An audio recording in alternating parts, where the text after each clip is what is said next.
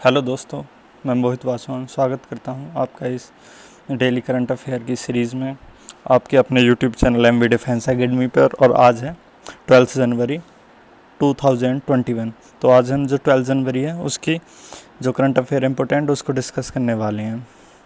और ये जो करंट अफेयर है सभी वनडे एग्ज़ाम के लिए बहुत इम्पोर्टेंट रहती है, like SSC, railway, police, air force, navy, TET, super TET.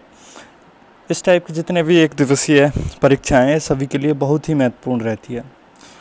और इस सीरीज़ में हम डेली क्वेश्चन, ये जो करंट अफेयर क्वेश्चन उनको डिस्कस करते हैं, उसके साथ ही कुछ एक दो क्वेश्चन स्टैटिक जीके के प्रैक्टिस के लिए रखते हैं, जिससे कि नित्य प्रतिदिन अभ्यास भी हमारा होता रहे। जो हम पहले पढ़ चुके हैं जीके को, साथ के साथ उसका अभ्यास भी बहुत ज़रूरी है। विदाउट रिवीजन सक्सेस पाना बहुत ही मुश्किल है, क्योंकि मुश्किल क्या ना के ही बराबर है। क्योंकि अगर चीज़ें हम सीख रहे हैं तो उनको कहीं ना कहीं रिवाइज करना बहुत ज़रूरी है, जिससे वो चीज़ें आगे बनी रहें और हम उनका एग्ज़ाम के टाइम पे उपयोग कर सकें और एग्ज़ाम में अच्छा स्कोर कर सकें। चलो तो देखते हैं। तो सबसे पहले मैं जो कल क्वेश्चन दिए थे उनको डिस्कस करेंगे यहाँ पे, उनके सही आंसर क्या हैं। तो पहला जो क्वेश्चन दिया था वो ये था कि भारतीय संविधान की प्रारूप समिति के अध्यक्ष थे। तो option A doctor Rajendra Prasad, option B doctor Bhimrao Ambedkar, option C doctor Sachchidanand Sinha, option D Mahatma Gandhi. तो जिसका सही आंसर था वो था option B doctor Bhimrao Ambedkar. कई स्टूडेंट ने इसका सही आंसर कमेंट बॉक्स में बताया है, तो मैं उनको एस्पिरेट करूँगा। और इसके साथ ही मैं आपको बता देता हूँ कि इनको डॉक्टर भीमराव अम्बेडकर को संविधान निर्माता भी कहा जाता है, और इन्होंने संविधान के क्षेत्र में संविधान निर्माण के क्षेत्र में बहुत ही महत्वपूर्ण योगदान दिया। नेक्स्ट क्वेश्चन देखते हैं, क्वेश्चन नंबर 2 क्या है। तो क्वेश्चन नंबर 2 कुछ इसी से मिला जुला है। विधि दिवस कब मनाया जाता है? ऑप्शन ए 10 जनवरी, ऑप्शन बी 11 जनवरी, ऑप्शन सी 12 जनवरी, ऑप्शन डी 13 जनवरी। तो जो इसका सही आंसर है वो इनमें से कोई भी नहीं है, क्योंकि जो विधि दिवस है वो मनाया जाता है 26 नवंबर को। तो ये यहाँ पे बाय मिस्टेक डिफ़ॉल्ट है, तो जिसकी वजह से इसमें ये सही ऑप्शन नहीं दिया गया। तो इसमें से इसका कोई भी आंसर नहीं है। जो विधि दिवस वो मनाया जाता है 26 नवंबर को, और 26 नवंबर को क्यों मनाया जाता है वो मैंने लास्ट वीडियो में आपको समझाया था। क्योंकि 26 नवंबर 1949 को संविधान को एक्सेप्ट किया गया था, स्वीकार किया गया था, उस पर संविधान सभा के हस्ताक्षर किए गए थे। तो उसी को विधि दिवस के रूप में तभी से मनाया जा रहा है, किसको, 26 नवंबर। तो नेक्स्ट इसके बाद हम डेली एक मोटिवेशन कोट यहाँ पे डिस्कस करते हैं। तो आज का जो मोटिवेशन कोट वो है कि never give up to good things. हमें जो भी अच्छी चीज़ें हैं उनको कभी नहीं छोड़ना चाहिए, हमें उनको लगातार सीखते रहना चाहिए। जैसे मान लो अगर हम पढ़ाई कर रहे हैं, हम किसी एग्ज़ाम की तैयारी कर रहे हैं, तो कभी कभी चीज़ें हमको बहुत डिफ़िकल्ट लगने लगती हैं, वो हार्ड लगती हैं। तो हमको उनको ये नहीं है कि हार्ड देख के छोड़ दिया 1-2 दिन बाद ही, नहीं, हमको उनको कंटिन्यू रखना है। और जब हम उनको कुछ टाइम कंटिन्यू रखेंगे तो फिर वो हमको आसान लगने लगेंगे, हमें धीरे धीरे उनमें इंटरेस्ट आने लगेगा। स्टार्टिंग में भले ही चीज़ें मुश्किल लग सकती हैं, लेकिन अगर आप उनको लगातार करते रहेंगे तो वो चीज़ें आपके लिए आसान हो जाएंगी और इन फ्यूचर वो आपके लिए बहुत ही हेल्पफुल रहेंगी। तो इसलिए अच्छी चीज़ों को कभी मत छोड़ो, छोड़नी है तो गलत चीज़ें, बुरी चीज़ों को छोड़ो, जिससे आपका सदा जो है वो लाभ ही रहेगा, बेनिफिट ही रहने वाला है। इसके बाद हम करंट के जो क्वेश्चन हैं आज के उनको देखते हैं। तो सबसे पहला क्वेश्चन, नासा द्वारा प्रक्षेपित लॉन्च्ड विश्व के सबसे शक्तिशाली रॉकेट का नाम है। Option A space launch system, option B satellite launch system, option C space satellite launch system, option D उपरोक्त में से कोई नहीं। तो जो इसका सही आंसर है वो है ऑप्शन ए। क्या है option A? Space launch system. तो 11 जनवरी 2021 को नासा ने विश्व के शक्तिशाली रॉकेट्स, सबसे शक्तिशाली के हैं, स्पेस लॉन्च सिस्टम को लॉन्च किया है, प्रक्षेपित किया है। और इसका जो एम है, लक्ष्य है, वो ये है कि प्रथम महिला पायलट को चंद्रमा की सतह पर ले जाना है। और इसकी जो लंबाई है वो 98 मीटर है,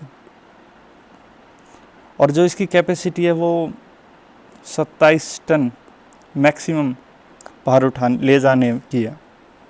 नेक्स्ट क्वेश्चन देखते हैं, क्वेश्चन नंबर 2 पे क्या है। तो क्वेश्चन नंबर 2 है कि खादी और ग्रामोद्योग आयोग द्वारा विकसित देश का प्रथम प्राकृतिक पेंट है, मतलब नेचुरल पेंट। ठीक है, नेचुरल पेंट की बात की गई है। पेंट तो बहुत टाइप के मार्केट में होते हैं, लेकिन ये नेचुरल पेंट है, इसमें किसी भी तरह का कोई केमिकल नहीं है ये, क्योंकि जो इतने भी पेंट होते हैं वो सभी केमिकल बेस्ड होते हैं, लेकिन ये नेचुरल पेंट है, इसमें किसी भी केमिकल का यूज़ नहीं किया गया। ऑप्शन ए, तो इसके आंसर देख लेते हैं। ऑप्शन ए खादी प्राकृतिक पेंट, ऑप्शन बी प्राकृतिक पेंट, ऑप्शन सी नैसर्गिक पेंट, ऑप्शन डी खादी और प्राकृतिक पेंट। तो 11 जनवरी 2021 को खादी और ग्रामोद्योग आयोग, तो खादी से जो रिलेटेड एक आयोग बनाया हुआ है जो महात्मा गांधी की विचारधारा पर आधारित है, तो उसका नाम है खादी और ग्रामोद्योग आयोग। तो इसके द्वारा देश का प्रथम प्राकृतिक पेंट, नेचुरल पेंट, खादी प्राकृतिक पेंट जारी किया। तो इसका सही आंसर हो गया ऑप्शन ए। यह एक नॉन टॉक्सिक, मतलब गैर विषैला, इसमें किसी प्रकार के विषैले या टॉक्सिक एलिमेंट नहीं है, और यह एंटी बैक्टीरियल और एंटी फंगल इसमें क्वालिटी है। जैसे अगर इससे मतलब बैक्टीरिया और जो फंगल होते हैं कवक, उनसे भी बचा जा सकता है। और यह अपनी तरह का पहला उत्पाद है हमारे देश का। और इसको जो विकसित किया गया है, उसके जो घटक हैं वो हैं गोबर इसका मुख्य घटक है। और हमें एक बात इसके साथ ही ध्यान देनी चाहिए कि जो भी पेंट होते हैं उसमें भारी धातुएं होती हैं, जैसे पारा, सीसा, आर्सेनिक, क्रोमियम, कैडमियम। तो वो सब क्या है कि हेल्थ के लिए बहुत ही हानिकारक हैं, वो साइड इफ़ेक्ट बहुत ज़्यादा डालते हैं। लेकिन ये जो पेंट है, ये नेचुरल पेंट, ये इन सब चीज़ों से फ्री है, मुक्त है। नेक्स्ट क्वेश्चन देखते हैं, क्वेश्चन नंबर 3 क्या है। तो क्वेश्चन नंबर 3 ये है कि जंग प्रतिरोधी वेनेडियम के विशाल भंडार को किस राज्य में खोजा गया। तो यहाँ वेनेडियम तत्व की बात की जा रही है। वेनेडियम क्या है? एक तत्व है, एलिमेंट है, जिसकी बात की जा रही है। Option A Arunachal Pradesh, option B Orissa, option C Chhattisgarh, option D Jharkhand. तो इस वेनेडियम एलिमेंट, इसकी बात की जा रही है। तो इसके भंडार का कहाँ पता लगाया गया है, किस राज्य में खोजा गया है? तो जो इसका सही आंसर है वो है ऑप्शन ए अरुणाचल प्रदेश। अरुणाचल प्रदेश में खोजा गया है। और अरुणाचल प्रदेश में कहाँ खोजा गया है? तो अरुणाचल प्रदेश में एक तमांग और डेपो, क्या तमांग एंड डेपो, इस क्षेत्र में खोजा गया है। इसका सही आंसर तो हो गया अरुणाचल प्रदेश। अच्छा, जो इस वेनेडियम एलिमेंट है, इसके बारे में कुछ मैं आपको बता देता हूँ। जो वेनेडियम है, ये एक जंग प्रतिरोधी एलिमेंट है। यह मुख्यतः इस्पात या लोहे की तन्य शक्ति में सुधार उपयोग में लिया जाता है। अब इसका इन फ्यूचर फ़ायदा क्या होने वाला है? जैसे आपने देखा होगा, ये सुरंगें, इमारतें, पुल जो आदि बनाए जाते हैं, तो एक बहुत ही ये क्रिटिकल चीज़ें होती हैं। अगर मान लो किसी पुल में जो इस्पात या लोहा यूज़ किया गया, अगर उसमें इन फ्यूचर कभी जंग लग जाता है, तो उससे कितनी बड़ी त्रासदी, कितनी बड़ी आपदा, कितनी बड़ी हानि हो सकती है अगर वो पुल टूट जाए या ऐसी कोई, उससे बहुत सारे मानव दुर्घटनाएं भी हो सकती हैं। तो उन सब को रोकने के लिए एक बहुत ही अच्छा ऑप्शन हो जाएगा। और ये पुल और ये सुरंग इमारतें, इनकी जो लाइफ है वो बढ़ जाएगी। तो इसलिए ये बहुत इम्पोर्टेंट है। और जो भारतीय खान ब्यूरो है, उसके अनुसार भारत में वेनेडियम का कुल अनुमानित भंडार लगभग 24.63 मिलियन टन है। ओके, तो चलो नेक्स्ट क्वेश्चन देखते हैं। नेक्स्ट क्वेश्चन, अच्छा इसमें एक और बात बताऊँ, ये पता किसने लगाया है, ये काम कौन करता है खोज का? तो ये काम करता है भारतीय भूवैज्ञानिक सर्वेक्षण। याद रखना, भारतीय भूवैज्ञानिक सर्वेक्षण,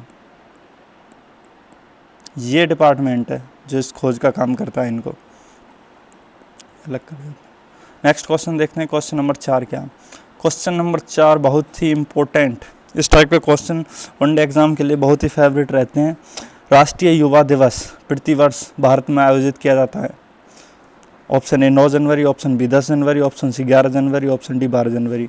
आपने देखा होगा कि दिवस, सूचकांक या इस टाइप के क्वेश्चन मिलते ही रहते हैं हमको, और ये एग्ज़ाम में मिलते रहते हैं और ये करंट अफेयर में भी 1-2 दिन बाद आते ही रहते हैं, क्योंकि प्रतिदिन कोई ना कोई दिवस होता ही है। लेकिन हमको यहाँ पे जो इम्पोर्टेंट दिवस होते हैं उनको देखना होता है, और ये जो राष्ट्रीय युवा दिवस ये एक इम्पोर्टेंट दिवस है। और इसका जो सही आंसर है वो हम यहाँ देखने वाले हैं, तो वो है 12 जनवरी। तो इसका सही आंसर ऑप्शन डी हो गया। अब ये 12 जनवरी को राष्ट्रीय युवा दिवस क्यों मनाया जाता है? तो ये स्वामी विवेकानंद के जन्म दिवस के उपलक्ष्य में मनाया जाता है। स्वामी विवेकानंद, आपने स्वामी विवेकानंद का नाम ज़रूर ही सुना होगा, वो एक महापुरुष थे हमारे देश के।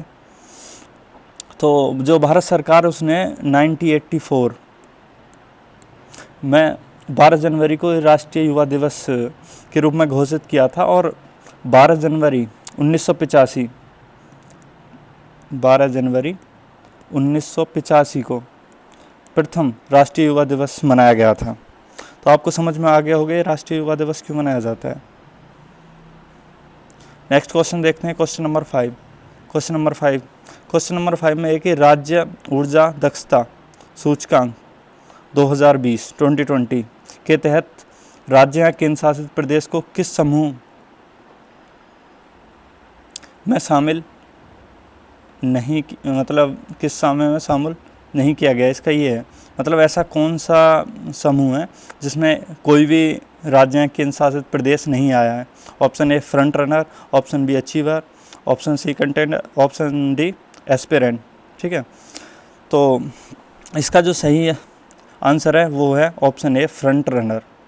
अच्छा, फिर मैं एक बात बता देता हूँ, यहाँ पे जो इंडेक्स अभी मैंने थोड़ी देर पहले ही बताया, जैसे दिवस वाले क्वेश्चन, तो इंडेक्स वाले क्वेश्चन भी इम्पोर्टेंट रहते हैं। आपने देखा होगा एग्जाम में इंडेक्स से रिलेटेड क्वेश्चन एक या दो क्वेश्चन ज़रूर आते हैं, दो तो नहीं लेकिन एक क्वेश्चन तो ज़रूर आएगा। कोई ना कोई सूचकांक पूछ लिया जाएगा, कोई ना कोई एक्सरसाइज पूछ ली जाती है, युद्ध अभ्यास, कोई ना कोई दिवस पूछ लिया जाता है, ये दिवस कब मनाया जाता है। तो इस टाइप के क्वेश्चन पर थोड़ा ज़्यादा कंसंट्रेट करें, ज़्यादा ध्यान दें। तो अब ये जो इसका सही आंसर है वो फ्रंट रनर है। ये जो केंद्रीय ऊर्जा मंत्रालय द्वारा अभी में राज्य ऊर्जा दक्षता सूचकांक 2020 इसको डिक्लेयर या अनावरण या लॉन्च किया गया, कुछ भी मान लो। ठीक है, इसके तहत क्या है कि जो राज्य और केंद्र शासित प्रदेशों को कुल प्राथमिक ऊर्जा आपूर्ति पर बेस्ड करके उनको 4 ग्रुप्स में डिवाइड किया गया। फ्रंट रनर, अचीवर, कंटेंडर और एस्पिरेंट। ये इनके जो सबसे टॉप हो गया वो फ्रंट रनर हो गए, उसके बाद अचीवर, फिर उसके बाद कंटेंडर और उसके बाद एस्पिरेंट। तो जो फ्रंट रनर की कैटेगरी में कोई भी स्टेट या केंद्र शासित प्रदेश नहीं आया, ना कोई राज्य आया, ना ही कोई केंद्र शासित प्रदेश आया। तो इसका आंसर यही हो गया, तो फ्रंट। और जबकि ये जो हरियाणा और केरल और कर्नाटक को इस अचीवर ग्रुप में रखा गया है, क्योंकि इन्होंने सबसे बेस्ट जो प्रदर्शन किया, बेस्ट परफॉर्मेंस किया वो हरियाणा, केरल और कर्नाटक ने किया, तो इनको भी अचीवर वाले ग्रुप में रखा गया, इनको भी फ्रंट रनर में नहीं रखा गया। तो फ्रंट रनर वाला ग्रुप खाली है, इसमें कोई स्टेट नहीं आया है। उसके बाद आपके लिए ये प्रैक्टिस क्वेश्चन, ये अभ्यास प्रश्न रहेंगे 2 कल के लिए। अच्छा, ये जो अभी मैं प्रैक्टिस क्वेश्चन दे रहा हूँ ये अभी पॉलिटी, भारतीय राज्य व्यवस्था, इंडियन पॉलिटी, इससे रिलेटेड रहने वाले हैं। ऐसा नहीं कि मैं कहीं से भी उठा के कोई भी अभ्यास प्रश्न दे दूँ, नहीं। ऐसे तो आप हैज़ार्ड हो जाएंगे।